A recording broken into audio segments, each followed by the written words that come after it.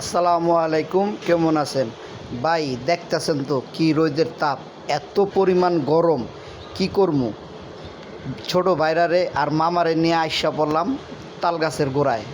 তাল খামু, প্রাণডারে জুড়ামু। তাই ছোট ভাইরারে পাঠায় দিলাম গাছের উপরে। আর আমাদের আরিফ মামায় নিচে বাস ধরা দাঁড়ায় রয়েছে। মাশাল্লাহ, তালটি অনেক মানে বড় বড়। আমার শ্বশুরের 4-5টা গাছ আছে। এই আমরাই তো জামাই, এছাড়া আর কে খাইব? আর এই গরমে দেখছেন চেহারার অবস্থা কি। আমরা তাল পারবো, তাল খাবো, ইনশাল্লাহ আপনাদেরকেও খাওয়াবো।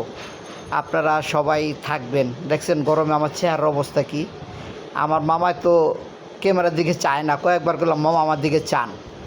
আর আমার ভাইরা একবারে পুরা ঘামায় গেছে গা। তাল পাড়াটা কিন্তু খুবই কষ্ট, কিন্তু খাইতে খুবই স্বাদ, সুস্বাদু। আল্লাহ হাফেজ।